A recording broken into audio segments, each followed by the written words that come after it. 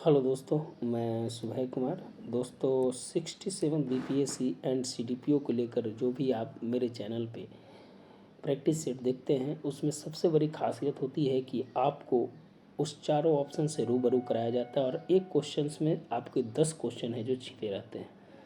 तो निश्चित रूप से अगर अच्छा लगता है तो निश्चित रूप से लाइक एंड सब्सक्राइब ज़रूर करें, वही मेरा मानक होता है। तो दोस्तों इसी के क्रम में है जो 21 क्वेश्चन से हम बात करेंगे। 20 क्वेश्चन तक हो गया था। तो भारत के नियंत्रण एवं महालेखा परीक्षक कैग के संदर्भ में निम्नलिखित कथनों में से कौन सा सही नहीं है। देखिए दोस्तों, क्वेश्चन है जो लास्ट तक ज़रूर पढ़ें। ये क्वेश्चन है कि आपको जब लास्ट तक क्वेश्चन पढ़ते हैं तो एग्ज़ाम में आपको 3 नंबर से 4 नंबर आपको है जो एक्स्ट्रा आपको आएगा। ये मेरी गारंटी है, आप इस चीज़ को करके देखें। तो दोस्तों महालेखा परीक्षक है जो सबसे पहले है जो लॉर्ड कैनिंग के समय में है जो इसको है जो स्थापित किया गया था, इसको लाया गया था महालेखा परीक्षक के रूप में। तो आप है जो ध्यान दीजिएगा कि कौन वायसराय के समय में आया था, तो लॉर्ड कैनिंग के समय में है जो महालेखाकार परीक्षक की नियुक्ति है जो पहली बार की गई थी। दूसरी चीज़ है कि दोस्तों ये है जो कहा जा रहा है कि जो लेखाकार परीक्षक है उसमें है जो कौन सा सही नहीं है। तो कैग का पद उल्लेख संविधान के भाग 6 में नहीं, भाग 5 में है। आप जानते हैं कि 52 से 151 भाग 5 में है। तो आप है जो 100% है जो उस चीज़ पे है जो आप चर्चा कीजिएगा कि भाग 5 में है। दूसरी बात की दोस्तों ये है जो आपका ऑप्शन है जो गलत हो गया। दूसरे 148 से 151 एकदम सही है। दूसरी चीज़ कि ये guardian of the public purse के रूप में है जो देश के संपूर्ण वित्तीय प्रणाली को नियंत्रित करता है, ये भी है जो दोस्तों सही है।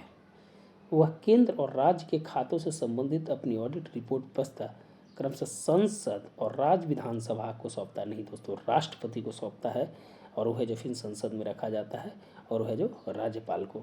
तो वह फिर ये है जो ऑप्शन गलत हो गया। तो आपका 2 ऑप्शन है जहाँ पर सही हो जाता है, ये है जो आपका आंसर हो जाएगा। अभी है जो आपके जो कैग हैं जो जो कैग के जो अभी अध्यक्ष है जो बनाए गए हैं वो है जो मुर्मू साहब थे। अभी है जो एक बार अपडेट कर लीजिएगा कि वही है कि चेंज हो गए हैं। जो उनको है जो संयुक्त राष्ट्र का एक नाभिकीय का है जो उनको है जो बनाया गया था। तो अभी है जो शायद कंट्रोलर और ऑडिटर जनरल कौन है, थोड़ा सा एक बार देख लीजिएगा। मुझे है कि मुर्मू साहब ही हैं जो शायद हो सकते हैं। तो एक बार थोड़ा कंफर्म करके जो निश्चित रूप से जो आप कमेंट बॉक्स में ज़रूर डालिएगा।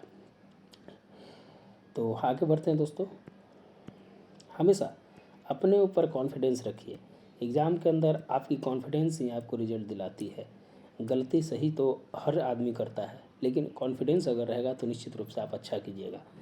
अगला है क्वेश्चन, भारत सरकार अधिनियम 1935 के अंतर्विष्ट इंस्ट्रूमेंट ऑफ इंस्ट्रक्शंस को हमारे संविधान में किस रूप में शामिल किया गया है।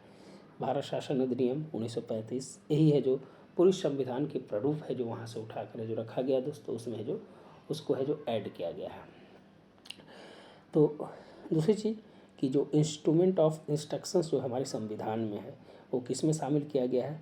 तो आप जानते हैं कि ये जो चीज़ है दोस्तों है जो राज्य के नीति निर्देशक तत्व जो 36 से 51 है जो उसमें है जो इसमें शामिल किया गया था। एक चीज़ और बताते हैं दोस्तों, आपको पता होगा या नहीं होना चाहिए कि राज्य के नीति निर्देशक तत्व के लेकर कोई समितियां हैं जो नहीं बनी थी। सबसे बड़ी बात है यह है जो मूल अधिकार के जो उप समितियाँ थी और जेवी कृपलानी की अध्यक्षता में है जो राज्य के नीति निर्देशक तत्व को है जो बनाया गया था। इसके लिए कोई है जो अलग से समिति नहीं बनी थी। इस चीज़ को है जो ध्यान रखिएगा। प्रस्तावना जानते हैं कि यह है जो दर्शन के रूप में है जो काम करता है। आपकी संविधान की पूरी प्रति को है जो एक सार गर्भित के रूप में है जो लक्ष्य उद्देश्यों को है जो दिखाता है। कहाँ पर? प्रस्तावना में। कुंजी वाला प्रस्तावना को है जो कुंजी किसने कहा है, प्रस्तावना को नानकी पालकी वाला में परिचय पत्र कहा है। तो ये सब चीज़ है जो ध्यान रखिएगा। प्रस्तावना बहुत इंपॉर्टेंट है दोस्तों। अगर प्रस्तावना समझ गए तो संविधान का 60% भाग आप समझ गए। उसके जो सब वर्ड हैं, संप्रभुता संपन्न, समाजवादी, पंथ निरपेक्ष, लोकतांत्रिक, गणराज्य, सब वर्ड को समझिए। फिर है जो कितने प्रकार की न्याय दी गई है, कितने प्रकार का है जो उसमें स्वतंत्रता दी गई है। तो इस सब एक एक वर्ड को अगर आप समझ जाते हैं तो निश्चित रूप से प्रस्तावना में कौन कौन से बेरूबारी बाद में कहा गया, गोलकनाथ में क्या कहा गया, केशवानंद भारती में क्या कहा गया, बेसिक स्ट्रक्चर की क्या बातें हैं, फिर है जो आप मिनरवा मिल्स में क्या कहा गया, फिर आगे है जो मुंबई केस में क्या कहा गया, तो ये सब चीज़ है जो ज़रूर देखिए। ये सब डीपीएसपी और मौलिक अधिकार का कॉन्ट्राडिक्शंस केस है, जिसको है जो आपको समझना बहुत ही इम्पोर्टेंट है। तो हम विशेष इस पर जो विशेष चर्चा करेंगे। हम बुक भी है जो दोस्तों लिख रहे हैं इसके ऊपर हम, मेरा बुक भी कुछ दिनों में है जो आ जाएगा। अभी ये जो कंप्लीट नहीं हुआ, मैं है जो पूरी तरह से है जो इस पर है जो लिख कर है जो मैं है जो ज़रूर है जो आप लोगों के सामने रखूँगा। पीपीएससी के लेकर भी मेरी बुक आ रही है, अभी है जो चरण में, अंतिम चरण में। एक मैंने बुक है जो निकाला था अभी हाल फिलहाल में, करेंट अफेयर्स को लेकर है, कुछ दिन में है जो मार्केट में वो आ जाएगी। मूल अधिकार दोस्तों ये है जो 12 से 35 मूल अधिकार के बारे में आप जानते हैं। 12 से 35 बहुत ही इंपॉर्टेंट आर्टिकल इसमें है। कौन सा आर्टिकल कैसे है, भारतीयों को कौन दिया गया है, 15, 16, 19, 29, 30, भारत और विदेशियों को कौन दिया गया है। तो ये सब चीज़ें ध्यान रखिए, बहुत बारीकी है। विधि के समक्ष समता, विधि का समान संरक्षण, कानून की समता, कानून का संरक्षण, कैसे कहाँ कहाँ कौन कौन जजमेंट में दिया गया है। तो आप जो ज़रूर है जो इसको समझने का प्रयास कीजिएगा। तो निश्चित रूप से दोस्तों आगे बढ़ते हैं। आप समझ गए कि राज्य के नीति निर्देशक तत्व जो इसका आंसर होगा। निम्नलिखित में से कौन से सरदार स्वर्ण सिंह समिति की अनुशंसा का परिणाम है। आप जानते हैं दोस्तों कि यह है जो मूल कर्तव्य है, जो इन्होंने 10 सिफारिश किया था, 11 है जो सिफारिश किए थे। कहा जाता है 11 सिफारिश किए थे, लेकिन कहीं कहीं बुक में 10 देता है। लेकिन है जो इंदिरा गांधी की सरकार ने है जो 8 माना था। और फिर है जो 86वें संविधान संशोधन 2002 में है जो आपको शिक्षा का अधिकार को लेकर है जो अटल बिहारी वाजपेयी के समय में जोड़ा गया, वो है जो 11 है। और एक कामन के ए में है जो ये जो इसको जोड़ा गया है मूल कर्तव्य को। 11 कौन कौन है आप है जो इसमें 2 चीज़ है। एक एस दवे समिति, एस वर्मा समिति का रिपोर्ट है, जिसमें है जो झंडा के बारे में है जो उसमें बोला गया। और 2002 से है जो सभी जगह फहराने के लिए है जो उसको है जो बोला गया। तो ये कर्तव्य में है। और अब कर्तव्य की ज़रूरत आ गई है दोस्तों। संविधान सभा के द्वारा जो लिखा गया अधिकार था, नीति निर्देशक तत्व कर्तव्य मूल में नहीं था। लेकिन अब है जो अभी कुछ दिन पहले है जो एक सेमिनार हुआ था, जो भारत के मुख्य न्यायाधीश है जो उसमें थे, उन्होंने बोला कि अब अधिकार की ज़रूरत आ गई है। और अधिकार लोगों को जानना और लोगों को समर्पित देश के प्रति होना एक है जो निश्चित रूप से सकारात्मक कदम है। तो आप उस चीज़ को है जो ध्यान रखिएगा। तो मूल कर्तव्य हो गया दोस्तों।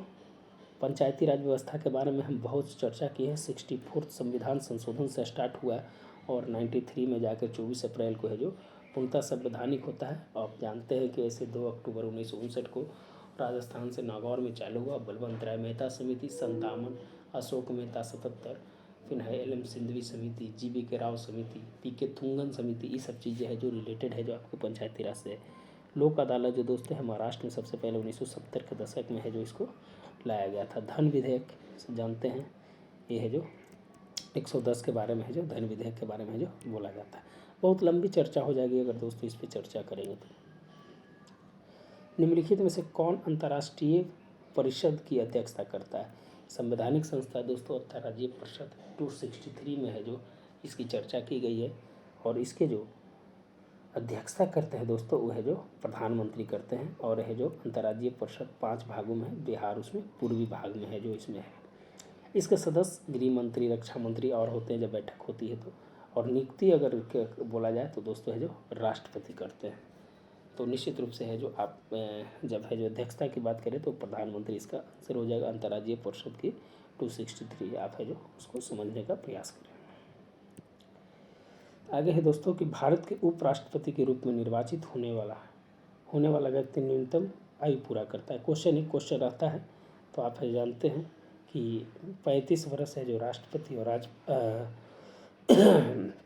राष्ट्रपति का है, 25 वर्ष लोकसभा विधानसभा का है, 21 वर्ष पंचायती राज का है और 30 वर्ष है जो विधान परिषद और राज्यसभा का है। तो इस सब का मैंने बता दिया दोस्तों। और आप जानते हैं कि 1988 में है जो 21 वर्ष से 18 वर्ष है जो किया गया था वोटिंग राइट्स। तो आप है जो ध्यान दीजिए उसके ऊपर। और आप कमेंट बॉक्स में बताइए कि उपराष्ट्रपति के निर्वाचन में कौन कौन भाग लेते हैं। आप है जो ज़रूर है जो कमेंट बॉक्स में लिखने का है जो प्रयास कीजिएगा। आगे है कि किसके अनुशंसा पर धन विधेयक लोकसभा में पेश किया जाता है। तो राष्ट्रपति की अनुमति लेना पड़ता है, उसके बाद लोकसभा में पेश किया जाता है। और ये लोकसभा अध्यक्ष से है जो ये है जो इसको है जो नोटिफाई करता है। और धन विधेयक है जो बहुत ही इम्पोर्टेंट है दोस्तों। राष्ट्रपति के बारे में बहुत लंबी है कहानी, 52 से 62-65 तक है जो इसका कहा गया है। इसके अनुच्छेद में राष्ट्रपति की जो 7 शक्तियाँ हैं, कैसे कैसे शक्तियाँ हैं, इनकी जो 25,000 रुपये इनके है जो निर्वाचन में जब ये खड़े होते हैं तो 25,000 रुपया है जो इनको है जो RBI के पास जमा कराना होता है, जिसको है जो बोला जाता है कि जो राशि है वो राष्ट्रपति के लिए है जो इलेक्शन लड़ने के लिए वो जो राशि दी जाती है ली जाती है। फिर है जो राष्ट्रपति भी 14 में है जो रामनाथ कोविंद हैं।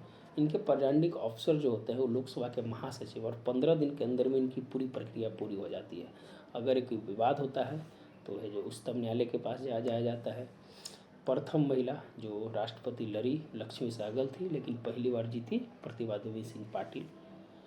BD जत्ती है जो कार्यवाहक प्रधानमंत्री थे। 2 ऐसे राष्ट्रपति थे जिनकी मृत्यु है जो पद पर रहते हो गई, डॉक्टर जाकिर हुसैन और फखरुद्दीन अली अहमद। प्रथम असमिया भी वही थे जो फखरुद्दीन अली अहमद थे।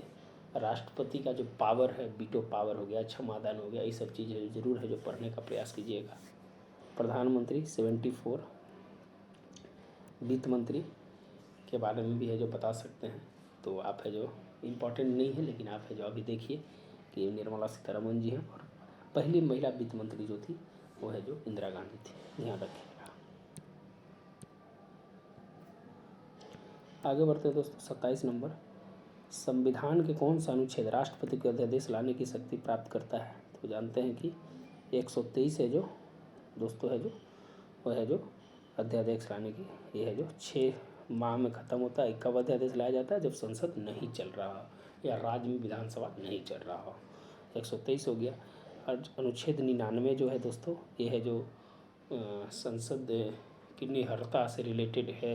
नहीं, 103 है जो संसद की उसके निहरता क्या होती है उसकी, उससे रिलेटेड 105 आपका विशेषाधिकार की बात की गई है।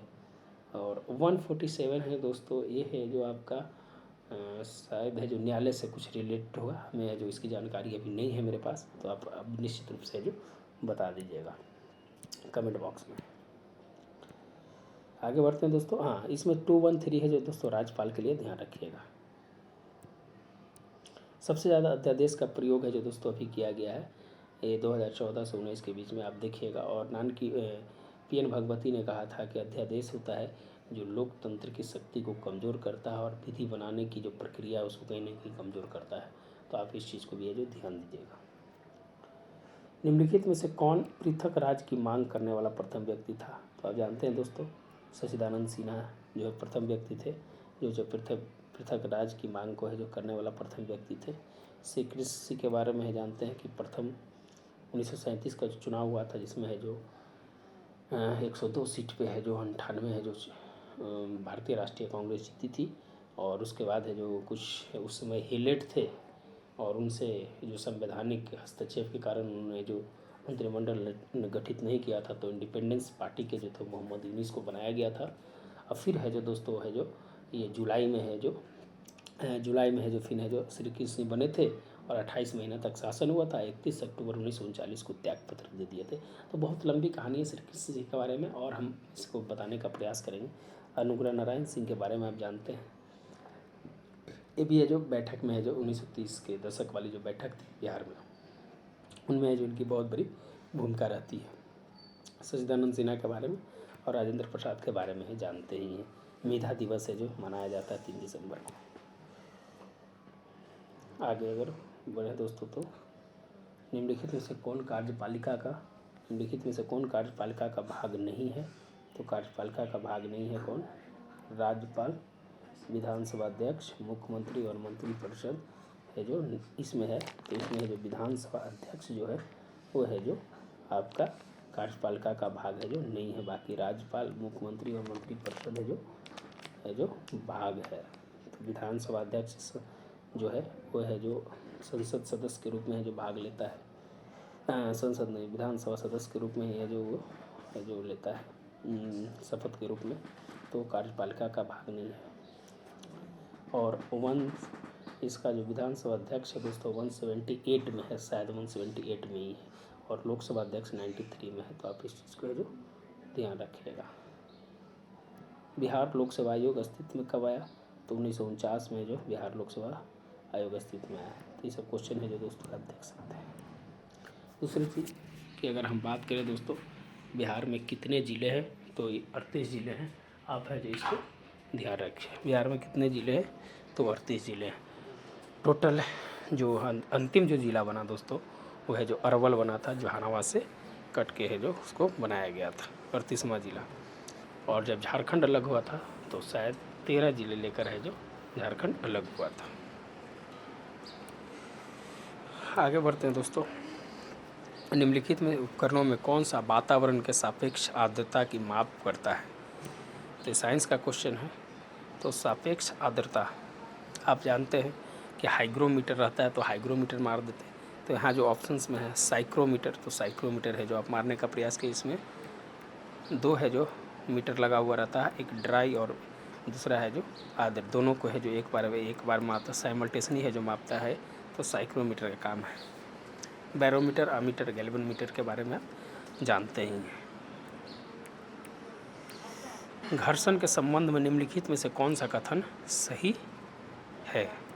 तो सही के बारे में, घर्षण के बारे में दोस्तों कौन सा सही है? तो यह दाब का उदाहरण है, गलत है। 2 सरकती या गति करती सतहों के बीच कार्य करती है, एकदम राइट है दोस्तों। हमेशा वस्तु की गति के दिशा के विपरीत दिशा में कार्य करता है, एकदम सही है। घर्षण हमेशा है जो विपरीत दिशा में है जो कार्य करता है। यह है जो ऊष्मा उत्पन्न नहीं करता है, गलत करता है। आपका बी और सी सही है, तो आंसर हो जाएगा ई।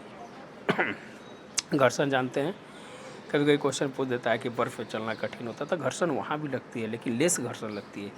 दीवार पे मारते हैं वहाँ भी घर्षण होती है। तो आप है जो रियल वर्ल्ड को सोचकर अगर आप बनाइएगा तो निश्चित रूप से है जो सही होगा। आगे बढ़ते हैं दोस्तों इसमें कि निम्नलिखित में कौन सा युग्म सही सुमेलित नहीं है? पूरा क्वेश्चंस को पढ़िए। विद्युत धारा का एम्पियर सही है, दाब का पास्कल सही है, तापमान का रेकिंग सही है, पदार्थ की मात्रा का केजी नहीं है दोस्तों, ये मोल है। क्या है? मोल है। तो आंसर है जो आपका डी हो जाएगा, नहीं है तो डी हो जाएगा। आगे बढ़ते हैं। निम्नलिखित में से कौन से पदार्थ अनुचुंबकीय गुणों को प्रदर्शित नहीं करता है? तो अनुचुंबकीय गुण इस प्राग्मेटिक शायद इंग्लिश में इसको कहते हैं। तो दोस्तों सीजियम, मैग्नीशियम, टंगस्टन और लोहा।